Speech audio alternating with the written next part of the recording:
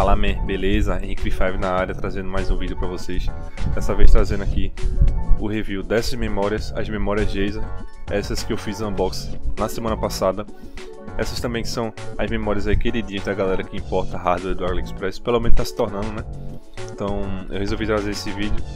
E também porque ela tem um preço assim bastante agressivo, então muita gente desconfia da qualidade dela. Eu mesmo desconfiei, eu comprei sem muitas expectativas, então decidi fazer uma bateria de testes e vou apresentar para vocês qual foi o resultado, beleza? Então não se esqueça de deixar um like e bora pro vídeo. Então, por que testar as memórias? Bom, primeiramente o fator óbvio é porque ela possui um preço assim bastante agressivo. Eu paguei R$265 na minha. Esse preço aqui no Brasil a gente não encontra.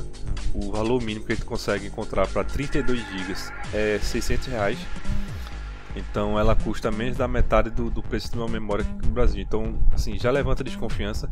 E mesmo para os padrões AliExpress, ela é barata. Por exemplo, eu usava memórias da Clisry há quase 5 anos. Eu usei pente DDR3, DDR4 de diversos tamanhos. Sempre usei memórias Clisry. E eu tava precisando de 32 GB e fui atrás das memórias Clisry para comprar. Só que 32 GB da Clisry tava por R$400. R$400 valor AliExpress.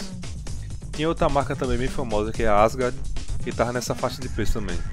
E aí do lado tava a memória Jazer por R$265. Claro que eu desconfiei, mas eu tenho que confessar que não foi um tiro às cegas. Eu realmente vi alguns comentários, vi alguns reviews e o pessoal falou bem, então eu resolvi arriscar e comprei. Então eu fiz uma bateria de testes, não é nada complexo, até porque eu não sou nenhum profissional na área, mas eu fiz os testes obrigatórios que os profissionais usam. Então eu acho que eu tenho aqui dados o suficiente para fornecer um parecer bastante confiável, beleza? Então bora aí para os testes. O primeiro teste que eu fiz foi o diagnóstico de memória do Windows. Esse é o primeiro teste, é o teste mais acessível para o público em geral, porque ele é uma ferramenta do próprio Windows 11, mas também tem no Windows 10 e Windows 7 também. É uma ferramenta do sistema operacional que ela roda antes de iniciar o sistema, tá? Então as memórias, os dados das memórias não estão totalmente preenchidos, então é possível detectar erros com esse teste. Então ele roda uma série de procedimentos e em 30 minutinhos, o meu demorou 30 minutos, 32 GB, ele fornece um resultado se encontrou algum erro ou não dentro das memórias. Então, como vocês podem estar vendo aí no vídeo, não foi detectado nenhum erro. Essa ferramenta também ele gera um log que você pode visualizar dentro do Windows e mostra lá se teve erro ou não, e no meu caso não teve erros, né? Então o primeiro teste aí, a memória Jazer foi aprovada. O segundo teste, esse aí já é um teste mais, como posso dizer, profissional, porque todos os técnicos que eu conheço usam esse teste, que é o Mentest 86. Ele é bem mais complexo e profundo que o primeiro, tá? Ele é um programinha que a gente instala no pendrive, e a gente usa esse pendrive para dar boot. A gente vai dar boot com esse pendrive, ou seja, o sistema não vai ser carregado e toda a memória, toda a capacidade da memória vai estar disponível para ser analisada.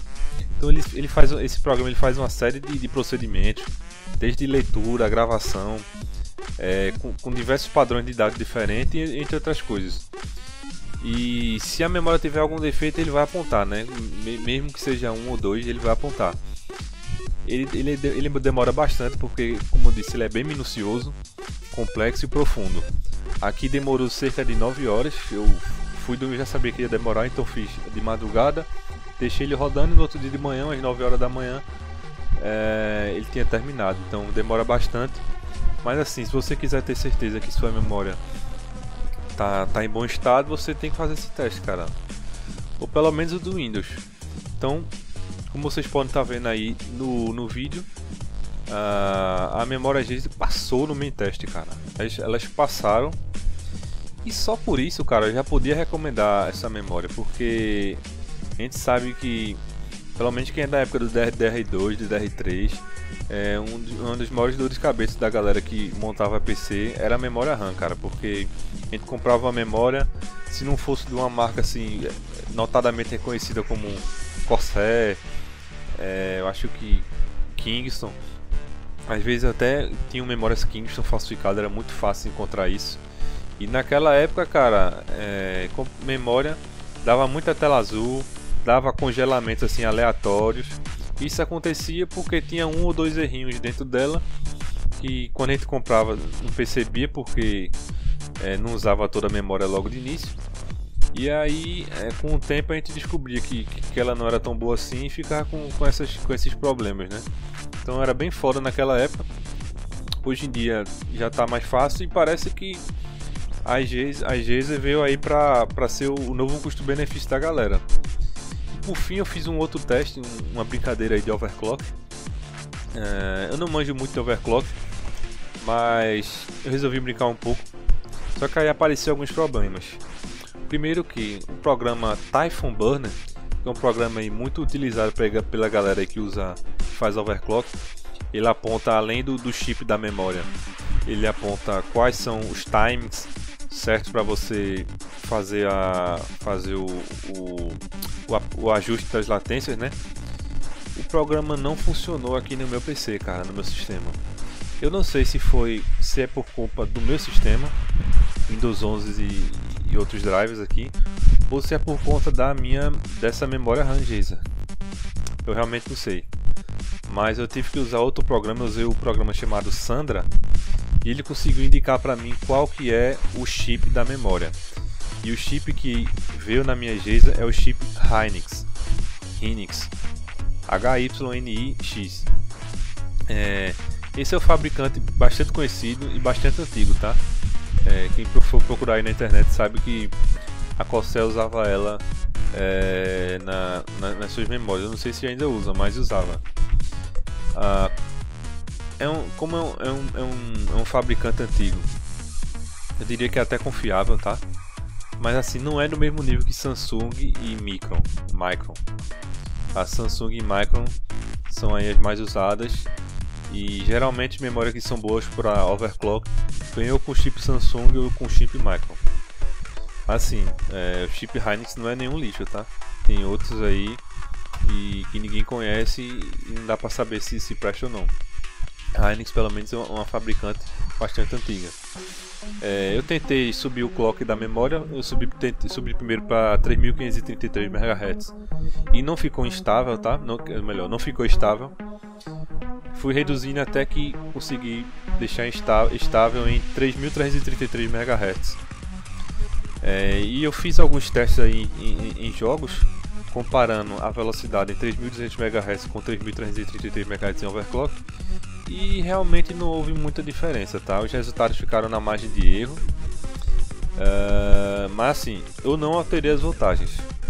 Não alterei as voltagens porque não me senti seguro, porque eu não tinha todas as informações referentes a ela, né? Eu tentei apertar as latências de forma cega, mas também não obtive retorno. Ficou instável. Então a única coisa que eu consegui fazer foi subir para 3333 MHz. Claro que de forma manual podia tentar outras configurações, principalmente aumentando a voltagem, tá? Mas eu preferi não fazer. Então você já fique ciente que caso você queira fazer overclock é possível, mas se você quiser resultados realmente significativos você vai ter que alterar as voltagens dessa memória, tá? Então por fim, vale ou não a pena comprar essa memória? Eu diria que sim, cara, vale muito a pena. Ela tá aí com preço bastante agressivo. Hoje eu já encontrei anúncio de R$233 na loja oficial da Acer, tá? Nesse Brasil você não encontra nenhuma memória por esse preço, eu acho que nem mesmo usada. E eu vejo muitas pessoas falando, a latência é alta, CL18. Cara, realmente se você for comparar com algumas memórias que vendem aqui no Brasil, como que possuem CL16, CL14 já é um pouco entusiasta. Mas normalmente se encontra o CL16. CL18 não é tão alto assim, cara. Se a procurar aí no AliExpress ou até mesmo aqui no Brasil, você vê memória 3200 MHz com CL22. CL22 é altíssimo. as memórias da Cleese mesmo, que eu tava usando aqui, antes eu usava 2 pentes de 8 GB, era um CL22, cara. Então CL18 assim não é tão alto, tá? Existem memórias mais altas no mercado, mas claro, CL16 teoricamente é melhor do que CL18, mas aí vai depender das aplicações que você vai usar com essa memória. Os jogos, normalmente jogos CPU Baldo fazem mais bom uso de memórias mais rápidas, tá? Mas assim, pelo menos os testes que eu vi aí na internet, a diferença tipo, é de 1%, tá ligado? Assim, não é algo que realmente você deva quebrar sua cabeça por isso, tá? Eu acho que compensa muito mais você economizar numa memória como essa, pagar R$265, R$300 na memória dessa, e os outros R$300 você usar para pegar uma placa de vídeo mais forte, uma air cooler, ou alguma outra coisa, cara. Realmente eu acho que essa aí é uma economia muito boa. Eu gostei muito dessa minha compra que eu fiz, tá? Lembrando que os links dessa memória estão na descrição, e eu recomendo fortemente que, se você for comprar 32 GB, você compre 2 pentes de 6 GB e não 4 pentes de 8 GB, beleza? Simplesmente por questões de estabilidade. Então é isso. Esse foi a minha análise. Espero que vocês tenham gostado. Se você gostou, por favor, inscreva-se no canal aí para fortalecer, beleza? Isso aí vai ajudar bastante. Deixa um like também. Qualquer dúvida vocês podem estar colocando aí nos comentários, que eu vou responder na medida do possível, beleza? Então é isso aí, valeu, falou e até a próxima.